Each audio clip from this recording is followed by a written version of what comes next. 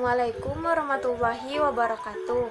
Perkenalkan, nama saya Habibah dari kelas A02 dengan NIM 19 10 12 72 210. Halo, Assalamualaikum warahmatullahi wabarakatuh. Perkenalkan, nama saya Farda Fia dengan NIM 19 110 12 72 20013. Assalamualaikum warahmatullahi wabarakatuh. Perkenalkan, nama saya Rizal Miftahul Huda dengan NIM 1910112710015 dari kelas A01 Prodi Pendidikan Khusus Angkatan 2019. Pertama-tama, saya akan menjelaskan pengertian dari teori belajar cybernetik. Teori belajar cybernetik atau cybernetik merupakan sebuah teori belajar yang memandang belajar sebagai sebuah pengolahan informasi. Dalam teori cybernetik, proses belajar sangat penting, namun yang paling penting adalah bagaimana sistem informasi diproses sehingga dapat dipelajari peserta didik, karena informasi inilah yang menentukan proses belajar. Dengan kata lain, bahwa berlangsungnya proses belajar sangat ditentukan oleh sistem informasi yang dipelajari. Dalam teori cybernetik, manusia dianalogikan dengan mesin, dan peserta didik dikonseptualisasikan sebagai sistem umpan balik yang mengontrol dirinya sendiri. Teori cybernetik menjelaskan pengertian belajar sebagai proses pengolahan informasi yang dilakukan oleh peserta didik dalam rangka membentuk pengetahuan, nilai, dan keterampilan yang bermanfaat positif bagi kehidupan dirinya dan orang lain. Proses pengolahan informasi dalam ingatan manusia dimulai dari proses penyandian informasi, dilanjutkan dengan penyimpanan informasi, dan diakhiri dengan pengungkapan kembali informasi yang diperlukan. Sekilas, teori belajar ini mempunyai kesamaan dengan teori kognitif yang mementingkan proses, yang mana proses memang penting dalam teori cybernetik. Namun yang lebih penting adalah sistem informasi yang diproses. Informasi inilah yang akan menentukan proses. Terdapat beberapa ciri yang dapat ditemukan dalam teori belajar cybernetik. Yang pertama, cara berpikir yang berorientasi pada proses lebih menonjol. Yang kedua, penyajian pengetahuan memenuhi aspek ekonomis.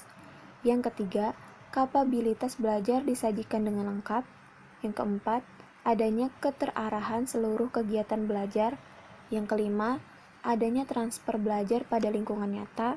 Yang keenam, kontrol belajar sesuai dengan irama belajar masing-masing individu. Baiklah, di sini saya akan membahas mengenai teori belajar cybernetik menurut para ahli. Di sini disebutkan terdapat beberapa ahli atau tokoh yang menganut aliran cybernetik. Di antara para ahli atau tokoh tersebut ialah Landa dan juga Pask dan Scott. Menurut Landa, terdapat dua macam proses berpikir. Yang pertama adalah proses berpikir secara algoritmik, dan yang kedua adalah proses berpikir secara heuristik. Proses berpikir secara algoritmik ialah proses berpikir secara sistematis, step by step atau tahap demi tahap. Atau bisa dibilang juga, proses berpikir algoritmik ini adalah proses berpikir maju ke depan, menuju ke satu target tertentu. Contoh sederhananya adalah pada saat kita mengikuti prosedur atau resep makanan. Pada saat kita mengikuti resep makanan, kita akan secara tidak sadar akan berpikir secara sistematis, yang dimana kita mengikuti tahap demi tahap untuk menuju ke satu target tertentu, yaitu sebuah hidangan makanan. Dan yang kedua yaitu adalah proses berpikir secara heuristik. Berbanding terbalik dengan algoritmik, proses berpikir secara heuristik adalah proses berpikir yang tidak hanya menuju ke satu target tertentu, tetapi banyak target. Landa juga mengatakan bahwa proses belajar itu akan berjalan dengan baik apabila kita terlebih dahulu mengetahui ciri-ciri sistem informasi yang hendak kita pelajari. Satu hal lagi yang lebih tepat menurut Landa yaitu adalah bagaimana cara kita, manusia atau individu, menyeimbangkan antara proses berpikir secara algoritmik dan juga proses berpikir secara heuristik. Dikarenakan manusia tidak bisa hanya berpatokan pada satu proses berpikir saja, melainkan ada keseimbangan nih antara algoritmik atau proses berpikir secara sistematis dan juga proses berpikir secara heuristik atau menuju ke banyak target.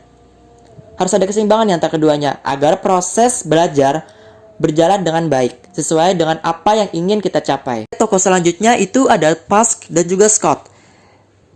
Menurut mereka berdua, terdapat dua tipe peserta didik, yaitu ada peserta didik tipe holistik dan yang kedua ada peserta didik tipe serial. Peserta didik tipe holistik cenderung mempelajari sesuatu dari tahap yang paling umum ke tahap yang paling khusus. Sedangkan peserta didik tipe serial cenderung berpikir secara algoritmik. Nah, seperti pembahasan sebelumnya yang dikemukakan oleh Landa, berpikir algoritmik yaitu berpikir secara sistematis, berpikir secara step by step atau tahap demi tahap untuk menuju ke satu target tertentu. Namun di sini berbeda seperti yang dikemukakan oleh Landa sebelumnya, holistik atau menyeluruh itu tidak sama dengan heuristik. Jadi berpikir atau tipe holistik ini adalah bagaimana cara berpikir atau mempelajari sesuatu dari tahap yang paling umum ke tahap yang paling khusus. Misalnya, ibarat melihat lukisan, bukan detail-detail yang kita amati terlebih dahulu. Akan tetapi, seluruh lukisan itu sekaligus, baru sesudah itu ke bagian lebih kecil atau ke bagian yang lebih detail dari lukisan tersebut. Selanjutnya itu ada implementasi teori cybernetik dalam pembelajaran. Model pembelajaran cybernetik yang sering disinonimkan dengan umpan balik atau feedback dalam konteks pendidikan. Umpan balik ini sangat penting artinya bagi keberhasilan belajar dan pembelajaran. Dengan adanya umpan balik dari peserta didik, maka pendidik akan mengetahui apakah materi yang disampaikan telah dipahami dan apa yang menjadi kesulitan peserta didik dalam memahami. Jika ada kesulitan, selanjutnya tindakan remedial apa yang harus dilakukan. Contoh sederhananya adalah pada saat kita di ruangan kelas, apabila ada hambatan atau kesulitan yang menghambat informasi masuk ke dalam diri kita yang diberikan oleh tenaga pengajar, itu bisa kita konsultasikan kepada tenaga pengajar untuk selanjutnya dapat diberi penanganan atau diberi tindakan selanjutnya agar untuk pertemuan selanjutnya itu dapat memberikan kenyamanan bagi peserta didik untuk dapat menerima informasi yang diberikan oleh tenaga pengajar. Sederhananya seperti itu. Dan juga sebaliknya, umpan balik dari pendidik misalnya adalah dalam bentuk nilai atau hasil kerja peserta didik akan mengingatkan kepada peserta didik sampai sejauh mana penguasaannya terhadap materi yang sedang dipelajari. Hal ini lumrah dilakukan oleh tenaga pengajar untuk dapat mengapresiasi atau memberikan reward kepada peserta didiknya apabila peserta didiknya ini mampu memahami dan memberikan hasil yang terbaik dalam mata kuliah atau pelajaran yang diberikan oleh tenaga pendidik yang bersangkutan. Untuk selanjutnya itu adalah Gagne yang mengemukakan 9 langkah pengajaran yang perlu diperhatikan oleh tenaga pendidik dalam proses pembelajaran. Langkah-langkah tersebut adalah yang pertama, melakukan tindakan untuk menarik perhatian peserta didik. Seperti yang kita ketahui bersama, apabila kita ingin mendapatkan sebuah respon, kita harus memberikan sebuah stimulus atau rangsangan terhadap individu yang ingin kita berikan informasi. Begitu pula dengan proses pembelajaran, tenaga pengajar perlu memberikan sebuah stimulus atau rangsangan atau sesuatu yang menarik perhatian peserta didik agar mereka merespon terhadap apa yang kita berikan atau sistem informasi yang ingin kita berikan kepada mereka. Agar sistem informasi yang kita berikan itu dapat sampai terhadap peserta didik. Yang kedua itu adalah memberikan informasi kepada peserta didik mengenai tujuan pengajaran dan topik-topik yang akan dibahas. Mungkin hal ini akan berkaitan dengan pendapat Landa yang sebelumnya sudah kita bahas, yaitu apabila proses belajar ini ingin berjalan dengan baik, kita harus memberikan atau kita harus mengetahui terlebih dahulu ciri-ciri sistem informasi yang ingin kita pelajari. Yang ketiga, merangsang peserta didik untuk memulai aktivitas pelajaran. Mungkin hal ini sama dengan poin yang pertama, yaitu adalah pemberian stimulus terhadap peserta didik. Yang keempat, menyampaikan isi pelajaran yang akan dibahas sesuai dengan topik yang telah ditetapkan. Mungkin di sini sudah sangat jelas pada poin keempat ini. Untuk selanjutnya, poin kelima, memberikan bimbingan bagi aktivitas peserta didik dalam pembelajaran.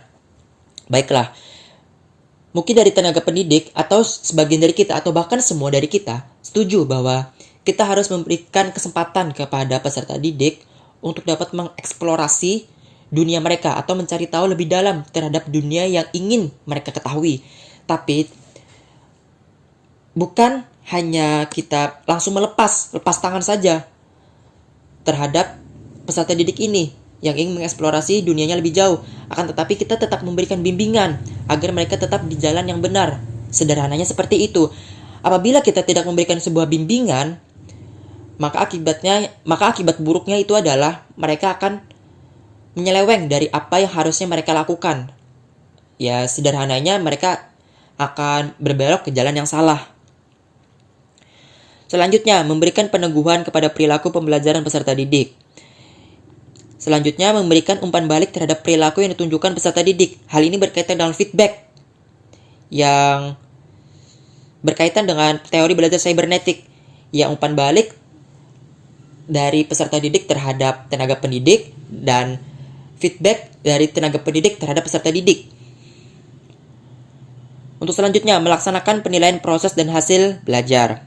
Mungkin sudah sangat jelas di poin yang ini. Untuk poin yang terakhir, atau poin yang ke-9, memberikan kesempatan kepada peserta didik untuk mengingat dan menggunakan hasil pembelajaran. Prinsip seorang tenaga pendidik adalah mereka memberi kesempatan atau mereka harus melihat hasil belajar dari peserta didik yang mereka berikan pembelajaran. Agar sistem informasi atau pengetahuan atau informasi yang kita berikan itu dapat mereka aplikasikan dalam kehidupan sehari-hari. Karena hasil dari proses pembelajaran itu adalah mereka bisa dapat mengaplikasikan pengetahuan mereka atau informasi yang mereka berikan atau informasi yang mereka dapatkan, itu terhadap kehidupan mereka sehari-hari, baik di hari ini, besok, ataupun di masa yang akan datang. Kemudian, selanjutnya ada mengenai aplikasi teori belajar cybernetik dalam kegiatan pembelajaran yang sebagaimana telah dikemukakan oleh Suciati dan Prasetya Irwan yang dapat diterapkan dengan beberapa langkah, yaitu yang pertama, menentukan tujuan-tujuan pembelajaran, yang kedua, menentukan materi pembelajaran, yang ketiga, mengkaji sistem informasi yang terkandung dalam materi pelajaran, yang keempat, menentukan pendekatan belajar yang sesuai sistem informasi tersebut, apakah algoritmik atau heuristik, yang kelima, menyusun materi pelajaran dalam urutan yang sesuai dengan sistem informasinya, dan yang terakhir, menyajikan materi dan membimbing peserta didik belajar dengan pola yang sesuai dengan urutan materi pelajaran. Jadi menurut Suciati dan Prasetya Irwan di sini, langkah-langkahnya itu yang pertama kita harus menentukan dulu nih tujuan-tujuan pembelajaran yang nantinya ingin dicapai. Setelah kita menentukannya, baru kita masuk ke step selanjutnya, yaitu menentukan materi pembelajaran apa yang akan digunakan. Kemudian kita kaji sistem informasi yang terkandung dalam materi pelajaran tersebut, barulah kita kemudian melakukan pendekatan belajar terhadap sistem informasi tersebut. Setelah kita sudah melakukan pendekatan belajar tadi, baru kita menyusun materi yang akan digunakan nantinya, dan setelah semuanya rampung, baru kita sajikan materi yang akan nantinya digunakan oleh peserta didik dalam proses pembelajaran. Lalu ada pula menurut Simonza yang mengatakan bahwa alur pembelajaran teori cybernetik, teori praktik dapat diterapkan dengan langkah-langkah sebagai berikut. Yang pertama, menyampaikan tujuan pembelajaran dan memotivasi peserta didik. Yang kedua, mengorganisasikan peserta didik ke dalam beberapa kelompok bekerja dan belajar yang masing-masing berjumlah 4-5 orang. Yang ketiga, menyajikan informasi berupa teori dan latihan melalui LKS. Yang keempat, membimbing kelompok belajar dan bekerja peserta didik dalam menyelesaikan LKS. Yang kelima, mengarahkan peserta didik dalam melakukan manipulasi tugas dengan menggunakan software pembelajaran untuk memahami konsep materi secara utuh. Yang keenam, mendiskusikan hasil manipulasi tersebut dan dijadikan sebagai bahan untuk mengonstruksi pengetahuan konseptual. Dan yang terakhir, memberi penghargaan kepada kelompok yang telah mempresentasikan hasil diskusi kelompoknya. Nah, setelah kita sama-sama nih telah membahas mengenai teori belajar cybernetik, Yang tadi dari pengertiannya, karakteristiknya, sampai cara implementasinya, sekarang kita akan bahas lagi mengenai kelebihan dan kelemahan teori belajar cybernetik.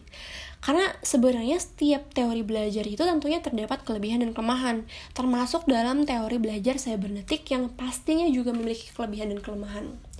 Kalau kalian bingung dan bertanya-tanya dan bayangkan nih apa ya kira-kira kelebihan dan kelemahan dari teori ini, langsung aja kita bahas. Yang pertama mengenai kelebihan. Kelebihan dari teori cybernetik ini yang pertama ada memiliki kesamaan dengan teori belajar lainnya yang menekankan bahwa belajar adalah proses yang berlangsung pada diri seseorang dengan melalui tahapan-tahapan tertentu. Jadi maksudnya di sini proses belajar itu harus melalui tahapan-tahapan atau step-step tertentu. Karena nggak bisa nih belajar tapi secara instan terus langsung bisa. Contohnya itu kayak gini. Misalnya kita mau belajar gimana cara menyetir mobil dengan baik dan benar. Gak mungkin kan kita langsung bisa hanya dengan duduk di dalam mobil, menyalakan mesin, kemudian kita udah langsung tahu nih gimana menyetir yang baik dan benar, kemudian gimana caranya menjalankan mobil itu. Tidak mungkin akan terjadi kalau kita belum tahu tahapan-tahapannya. Jadi kita harus belajar dulu nih tahapan-tahapan itu seperti apa, gimana cara menyetir dengan baik, tahapan-tahapan yang pertama yang harus dilewati itu seperti apa, sampai pada akhirnya nanti kita dapat menyetir mobil tersebut di jalan dengan baik dan benar. Sama halnya dengan belajar. Jadi belajar itu harus melalui tahapan-tahapan tertentu. Yang kedua ada isi proses belajar adalah sistem informasi yang diperoleh melalui pengalaman akan suatu kejadian tertentu yang disusun sebagai suatu konsep, teori, atau informasi umum. Jadi maksudnya di sini belajar itu merupakan hasil dari pengalaman individu tersebut yang nantinya tersusun sebagai suatu konsep, teori, atau informasi umum. Yang ketiga ada mengenai hasil proses teori belajar cybernetik adalah adanya perubahan, baik yang dilihat sebagai perubahan tingkah laku maupun secara kemampuan pada ranah kognitif, afektif, dan psikomotorik. Karena perlu kita ingat kembali, hakikat belajar itu sendiri adalah adanya perubahan terhadap tingkah laku seorang individu yang relatif permanen. Jadi kalau misalnya perubahan tersebut tidak relatif permanen, maka bisa dikatakan proses belajarnya itu belum sempurna atau belum secara menyeluruh. Karena kalau sudah melewati proses belajar yang sungguh-sungguh, maka nantinya akan meninggalkan bekas atau meninggalkan suatu informasi yang tertanam di dalam diri kita dengan waktu relatif permanen. Kemudian yang kedua ada mengenai kelemahannya nih. Kelemahan dari teori belajar cybernetik ini sendiri adalah sebenarnya dikritik karena tidak secara langsung membahas proses belajar sehingga menyulitkan dalam penerapannya. Karena sebenarnya teori belajar cybernetik ini masih terbilang baru sehingga pengetahuan dan pemahaman akan mekanisme ini sangat terbatas. Maka akhirnya jadinya mengakibatkan terbatas pula nih kemampuan-kemampuan orang-orang untuk menerapkan teori belajar cybernetik ini sendiri. Itu saja presentasi dari kelompok kami. Mohon maaf apabila masih terdapat kesalahan dan kekurangan. Sampai jumpa lagi. Wassalamualaikum warahmatullahi wabarakatuh.